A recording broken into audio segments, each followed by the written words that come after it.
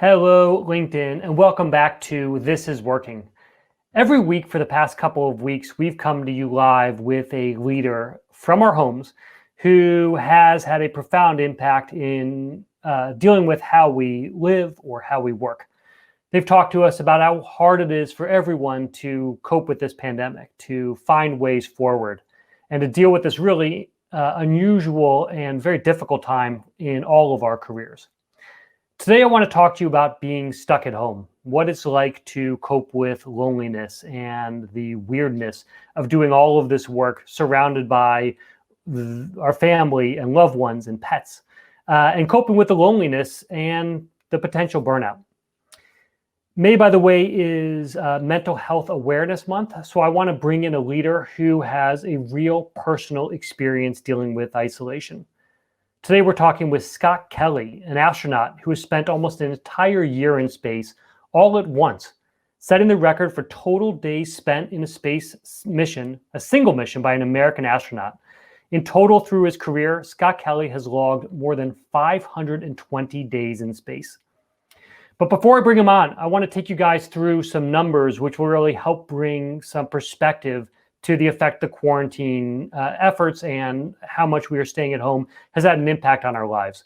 LinkedIn has been serving members since early March, and what we found is, number one, members have been talking about burnout almost twice as much in April as they were in March.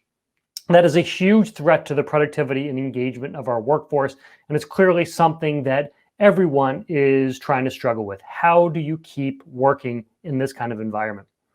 Number two, employees who said they struggle with balancing their personal and work lives were 4.4 times more likely to exhibit signs of burnout. So not only are we talking about this more, it is having an impact on how we work, how we deal with family, and how we deal with ourselves. So burnout is a very serious issue. We're going to talk a little bit about that. So let's bring on Scott Kelly, a retired astronaut, talk a little bit about isolation. So Scott, let's talk. First of all, thank you and welcome to This is Working. It's so great to have you here. Where are we catching you? Well, first of all, Dan, thanks for having me on. I look forward to talking to your audience. And currently, I'm in Houston, Texas, which makes sense. That does make sense. You know a thing or two about working in isolation. Would you offer some insight to people on just some of your tips for getting through a period where you are spending so much time alone or in a very unusual workspace? So, just to put my experience in a little bit of context, I flew in space 4 times and twice on the space shuttle. And throughout my career, my flights got progressively longer. My first flight was a week, my second flight 2 weeks, my third 159 days, and my fourth flight nearly a year. And when I flew that flight for 159 days, when I got to like the last third of it, I realized that, nearly 6 months in space is a really, really long time. And then, I got done with that mission and had the opportunity to fly in space for, what amounted to almost a year. And initially, I wasn't too excited about the prospect. Actually, I wasn't really even that interested in it. But then I thought, I wanted to fly in space again. I wanted the experience to be different. I wanted it to be challenging. So, eventually I got my head around the idea that, spending a long time in space would be something that would challenge me, and I was interested in doing it. And but I didn't go into it blindly. I had a plan. I had things I wanted to do, things I wanted to follow, that would make this experience easier for me.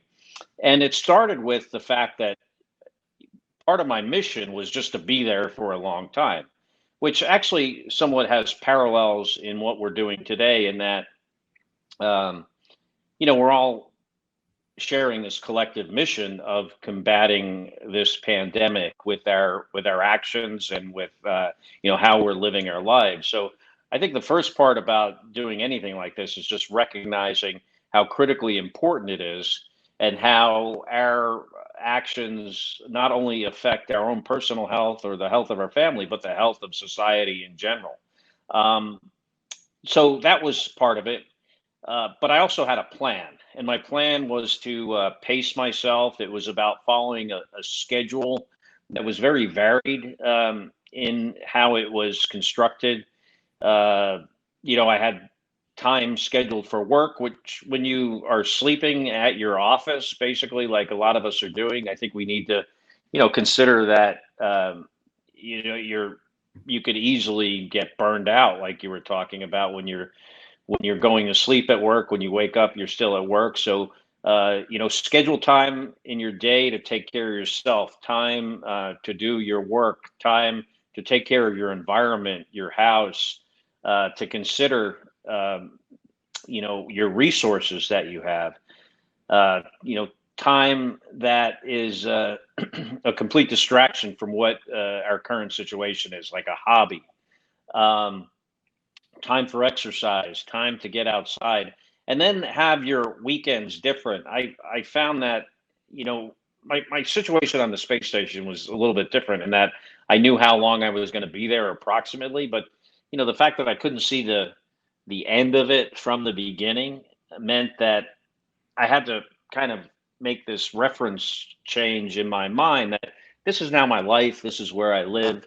It will be over someday. I don't know when, but I want to do a good job, and I want to do the right thing. So, I encourage people that schedule have a weekend on a schedule on the weekend that is different because you need to look forward to something, a change of pace, really. And then don't count the days. I tried not to do that in space, and if we do that here in this situation, it will serve no purpose. I actually really don't have any idea how long I've been in quarantine right now because I don't even look at it that way. I just look at it like this is my life. I know it's Monday, I think, and the weekend is coming up, and I'm looking forward to that. So, the schedule is, I have some other tips and things, but the schedule and maintaining a very structured schedule and a pace and not counting the days and understand the importance of what we're doing, I think are some of the most important things to consider to get through this as easily as possible. Yeah, it's very interesting to think about not about keeping a schedule, but also not counting the days. Those things don't often work together like that. And one of the things you've talked about is the idea of also having fun, of making sure that you are doing things that are not just about work. We have some video, some footage here of that you took while in the International Space Station of having some fun. Can you just walk through what are we looking at here? They're baby carrots. All right. And this is not the way you would normally eat. This is a hobby while you were. This is the way that you blow off steam while on the International Space Station. When stuff floats, you can have some fun with it. Actually, the reality of it is it makes just about everything harder to do. So even though it might look like fun, it's actually kind of annoying when you're eating dinner and your spoon floats away and you can't find it. Sure. I have not had the spoon float away, but certainly when you were spending, like I am, all day with three boys in your house and things just disappear that you were used to working with, it has a similar effect, even though it's not a gravity problem. I do want to talk to you about some dealing with the how you make what you do when crises hit, when you are in isolation, like you were. Your sister-in-law was shot while you were on the space station, your twin brother at home coping with this. How did you get through that? What do you recommend to people on how they deal with situations that they might be in quarantine, they can't leave their home, they can't go to the hospital? And you had to stay focused on work. You could never take any time off your work. So how do you deal? What did you learn from that experience? So my sister-in-law, Congresswoman Gabrielle Giffords, was shot in Tucson, Arizona, on January 8th, 2011, and I was about halfway through my 6-month mission, and that's the worst, the most challenging experience I've had in space, dealing with that tragedy. 6 other people were killed. I mean, it was a horrific thing. And but my job was to be the commander of the space station at the time. So at first it was a huge distraction for me, But I recognized, and this is kind of something I've always sort of thought about with regards to my spaceflight career, is that, when, especially when you're like scared and worried about something, um, sometimes, being scared can kind of focus your attention, but yeah, I think you quickly need to get past that. And the way I've always done it is by focusing on the things that I have control over and ignoring the stuff I have no control over. So, in the case of Gabby, it was basically doing my job on the space station. I wasn't going to be able to come home to support my family. I knew that. And, I really needed to focus on that. And, other times, as an example, you're getting ready to launch into space for the first time on the space shuttle, the most complicated aerospace vehicle ever built, 7 million pounds of thrust when those solid rocket motors light. And the first time you do that, it's kind of scary. And you think about that. You think, hey, this is the last thing I might ever do. But pretty soon you realize that thinking about that really does not help you. And focusing on the stuff you have control over is absolutely, essential, I think, to put the anxiety and fear behind us. And I think that's analogous in this situation. I mean, there are things that we could control, which is, our doing our job, our environment, following the guidance, taking care of our family, thinking, one thing NASA always does is always thinking about the next worst failure that you can have. And I think, that's something that we need to do here in this situation, but focusing on what we have control over and ignoring the fact that we have no idea when this is going to be over. We have no idea, what the effect long term on the economy is going to be. So, trying to ignore that as best as we possibly can, I think is, the best advice I could give. All right, we are on with Scott Kelly. This is Working. Scott Kelly, retired astronaut, talking about what he learned about isolation and working in close quarters with people, and how to stay focused when you don't have necessarily great control over your environment. We've got a lot of questions coming in from members asking about how to take what you learned and apply it to their professional lives. John asked a great question. Are there tips for not getting provoked or provoking someone else with whom you're sharing close quarters with and you have no way to retreat or cool off? Well, I've never heard it put in those terms, like provoking, but living in close quarters with people for a long time is challenging. Um, and what NASA has always taught us in trying to teach us how to live in this kind of environment is you don't want little things, little issues to become big issues. So I think it's important if, you're having conflict with somebody to, talk it through, try to talk it through in a positive way, not a negative way, and do it early before things have the possibility of just getting worse. I've found that living in space in a shared environment, what I always tried to do is always try to seem like you're contributing just a little bit more to the, the common work that you have. On the space station, there's 6 crew members. You do science, you do other things, but then there are those things that are those activities that is just, cleaning and cooking and taking care of the place you're living in. And the crews that I've seen work the best is when, everyone's just doing a tiny bit more than they think than their share. You don't want to do too much, because then a lot of times that, it leads to issues down the road, or it leads to people thinking that, maybe I'm not pulling my own weight. So everyone just doing a little bit more of the shared responsibilities, I think, helps to get some of that potential for conflict to go away. That's great. Do more than you expect to do, but don't do so much that you start taking on a load that you start feeling like people are taking advantage of you. Exactly. That's great. We got a number of people coming in. I just want to talk. They're coming from around the world. We got Vishal from Toronto. We've got Dawn from Colorado. We have people from different countries, continents. weighing in here and have questions for you. So I'm going to bring one up here that came from Mayumi, which is, how do you get motivated in the circumstances where you were alone, where you sleep and work in the same space? You talked a little bit about this, but how do you stay motivated? I mean, after a while, doesn't it get to a point where you're like, same day, here it is, Tuesday again? So, first of all, I was never alone.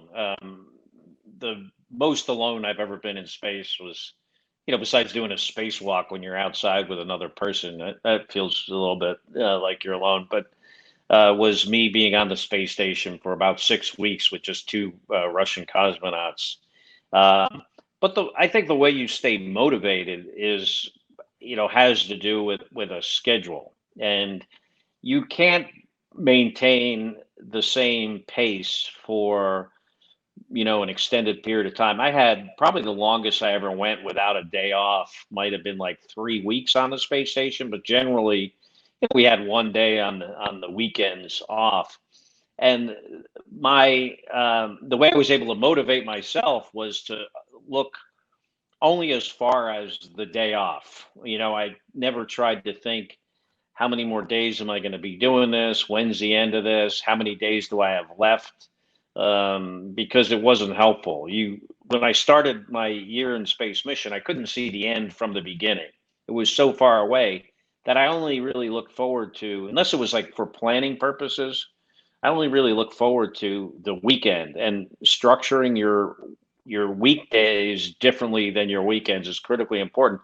I was lying on the couch yesterday watching Netflix, and because it was Sunday, and that's our day to basically do nothing in quarantine.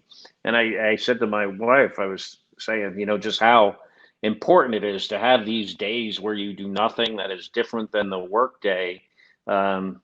Is critical to getting, I think, through this situation with your mental health intact. And she, absolutely agreed with me. And that's, I think, an easy thing to do. Even if you don't have the luxury of working from home, you can hopefully find things to do in your house or wherever you're quarantined, your apartment, that seems like work, to try to structure those free days on the weekends differently. Yep. And one of those things that you have to do is develop all kinds of new skills. I mean, while you were in space, you were a botanist, a mechanic, a scientist. There's no one else to come and do these jobs. And I think a lot of us have found in quarantine that we are taking on roles and developing skills that we haven't had to use before. What was your process for developing new skills? Well, like you said, on the space station, you got to do all these jobs because you can't, if the toilet breaks, you're not calling a plumber. So you do everything, but you're kind of trained that way. So, and part of our selection process is looking for people that have the ability to do. Might not be the expert on everything, but you're good at doing, most things, and to just have those general kind of skills. In this situation, I think we're lucky in that we have the internet. Imagine going through this pandemic in 1918, where you had to isolate yourself with very little ability to connect with other people. I can't imagine that, but there are skills you need. I'm sure there's a lot of places to find them. Probably, maybe even on LinkedIn's website, you might have some training. Uh, Videos or something to train people to do specific things. Absolutely. I don't know, but I'm sure you could find it out there. But in your process, does NASA just walk you through every single skill they think that you might need to have while you were in space for every different contingency? So skill is the right word, but it's skills-based training. So they may not tell you how exactly to like fix every piece of hardware, but they will train you on how all the tools work, how to follow the procedure. So you have the skill, but you may not have seen the actual task before. So you get training on, medical training. You get training on, doing repairs on sophisticated electronics, the electrical systems, the computer and IT stuff, the plumbing, the life support systems. all that stuff, but it's more generic skills based versus specific task kind of training. Got it. Very general. When you are, one of the things that you've talked about is the idea of just staying in communication with people, making sure that you do what you keep those bonds going no matter whatever you can, even if you can't always do them the way that you want to. We had, I want to point to some survey data that we have here about effective managers and how important it is for them to be effective communicators. One of our surveys found that employees who felt their managers were ineffective communicators were 2.7 times more likely to use language signaling that they were burned out. That because they weren't hearing from their managers, they weren't hearing what they needed to hear, that people at home were feeling like they didn't have control and that they couldn't keep doing their job the way they've been doing it. Scott, I'd just love to understand from you how, when you were talking to ground control, you're talking to NASA, what do they do to make sure that you are not suffering from burnout? How were you able to make sure that, how did you rely on people on the ground to stay sane? And then how did you also check yourself to make sure that you weren't getting burned out? So yeah, you can get burned out in space when you're in the same place, for a long time. Um, the Russians actually are big believers in this, like third, the last 30% of a challenging situation when it's based on the duration of like how long you've been in space, where I think there's actually even a word in Russian for it, this kind of like space burnout you get. And, for me, it was again pacing myself, part of of finding a schedule. But when you talk about, managers that aren't in contact with people, I find myself in this situation just reaching out to my friends and staying in contact with them, even though I do not have any kind of real requirement or responsibility to do this. But I just recognize the challenge in this situation.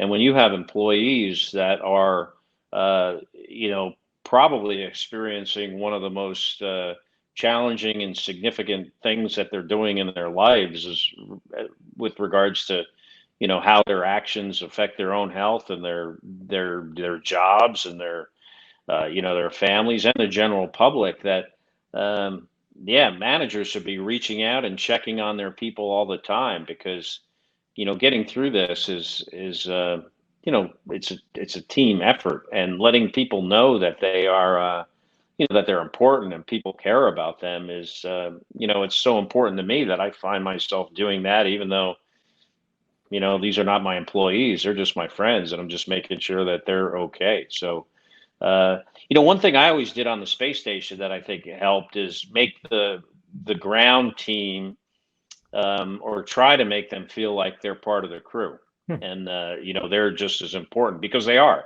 Some cases they're more important.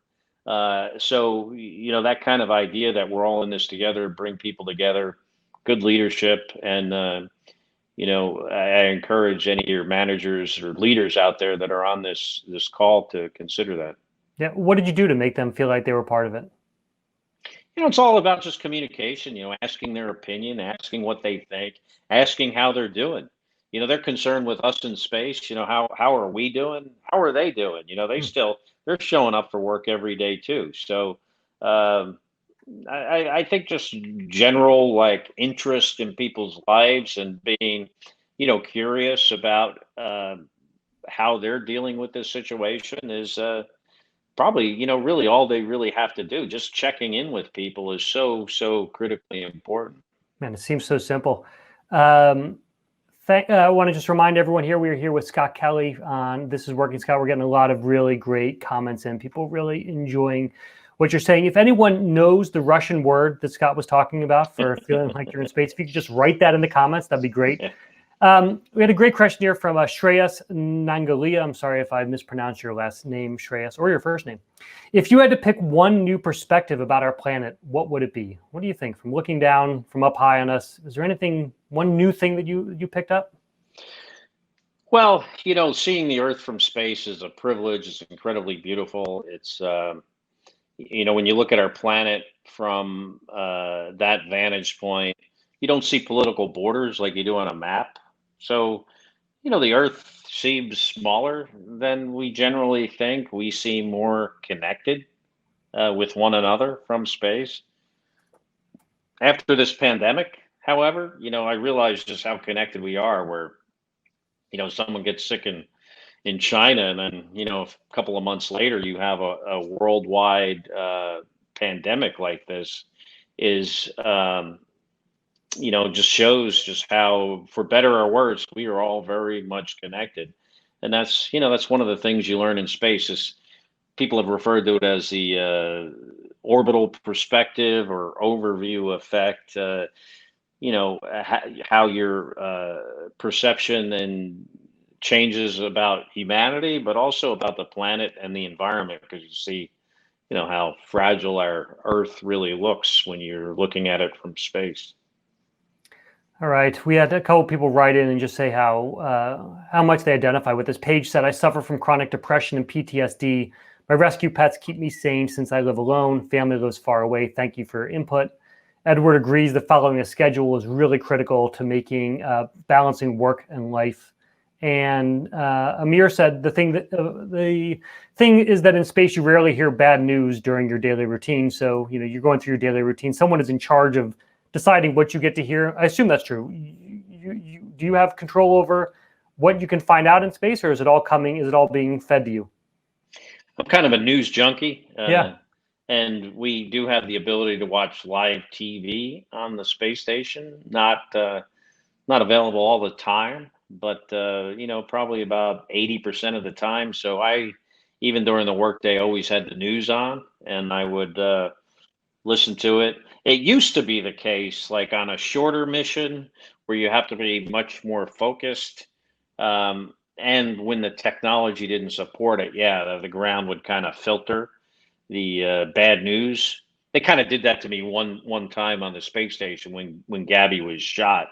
They knew I had the TV on, and they didn't want me to be like floating by the projector screen where we have, where I had the TV on over our dining room table on the space station.